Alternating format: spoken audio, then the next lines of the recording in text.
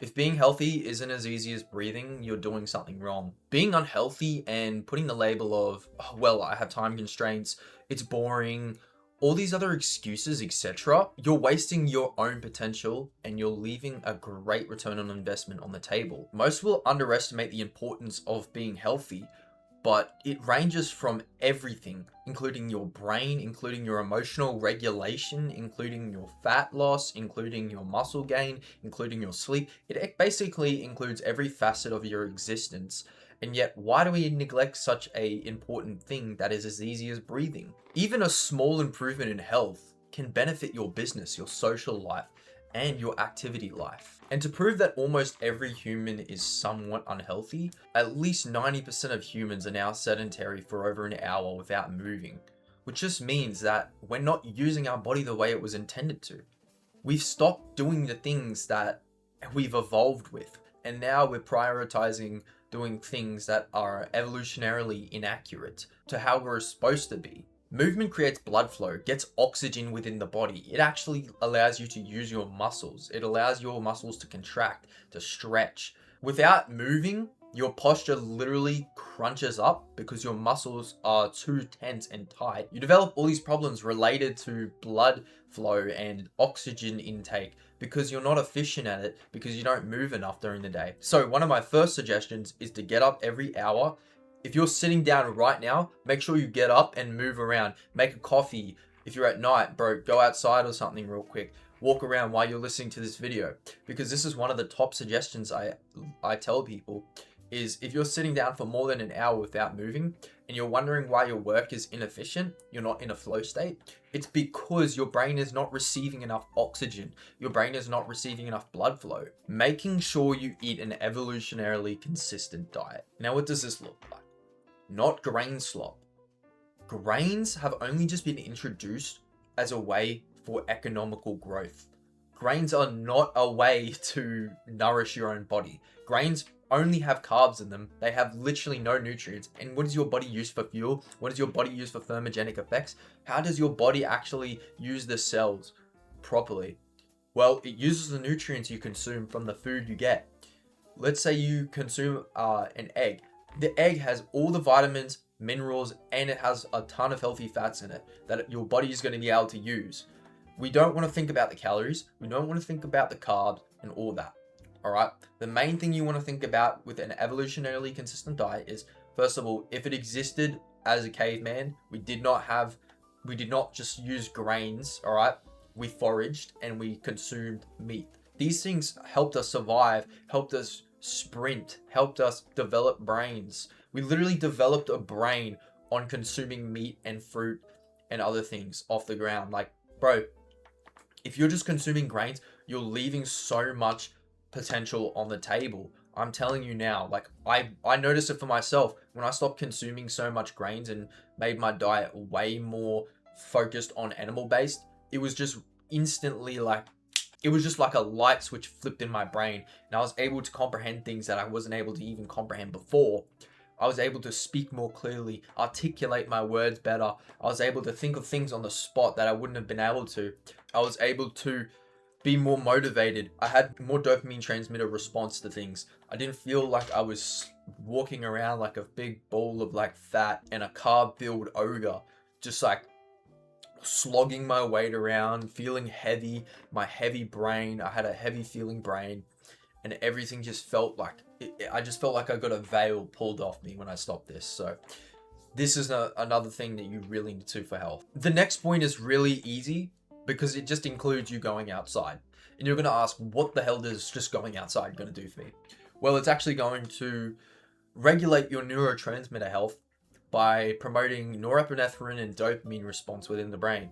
As soon as your sclera or whatever see a frequency of light from the sun, especially in the morning, it's going to promote a certain response within the brain.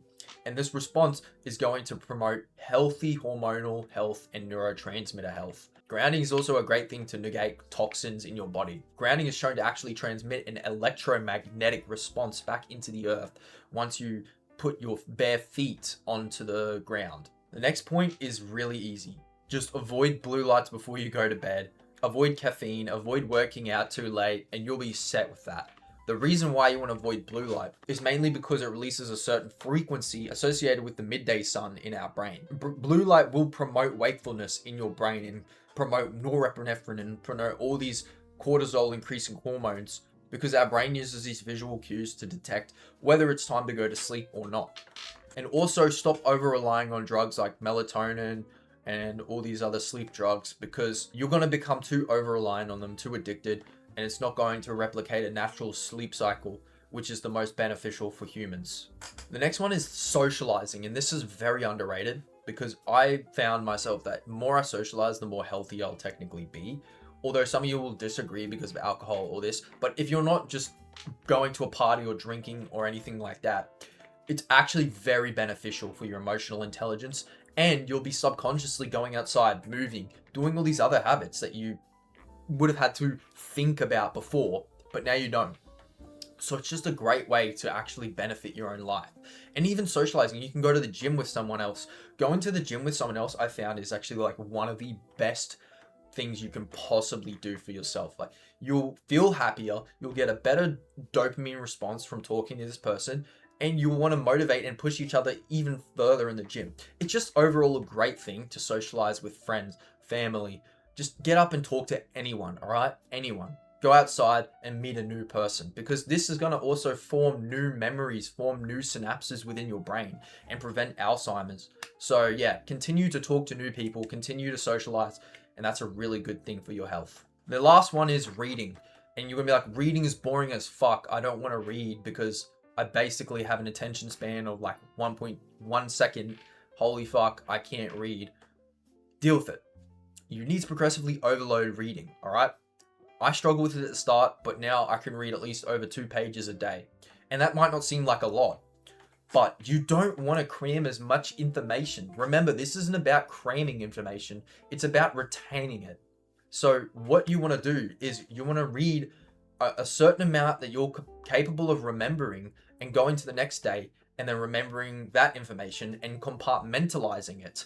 So try to use this compartmentalizing technique instead of cramming the information. It teaches your brain to retain the information properly, to actually use the comprehension in your brain to actually understand the information, and therefore you're actually using reading in a useful way instead of more of a monotonous way. You're training your brain to think reading is less boring than it actually is. It's the same with anything in life. You can easily train all these habits to think it's less boring than it actually is. Your dopamine is just all fucked up and your attention span is completely cooked. So we need to get that in check with this. It'll also prevent Alzheimer's, which is a nice byproduct of reading, because it forms new synapses and new neuron responses from trying to understand new concepts. All of these points I've made are easily possible subconsciously, and is why it's easier than breathing. I'm not even joking when I tell you this. At the start, of course, it'll feel habitual. Of course, you'll feel like you're doing this consciously. But sooner or later, you'll become autonomous at these activities. And you'll do them subconsciously, and you'll start to realize, wow, this is easier than breathing. And it really is. And you know what? It's one of the best things you can do in your life, because you'll get the most ROI you'll have ever seen. Even breathing has an ROI. I couldn't even believe that when obviously, breathing, everybody has to breathe, but breathing like as an activity, like focusing on my breathing, yes, it does. It's crazy. It's crazy when you research these things and you dig down the rabbit hole and you go deeper and deeper and deeper until you find things that can change your life you didn't even know were possible before. We never know everything at once. We're always receiving, we're always observing, we're always communicating and getting new information, replacing the old with the new in the head. And our memories are always changing. Our memories are always being altered. Our opinions are always changing based on our own beliefs.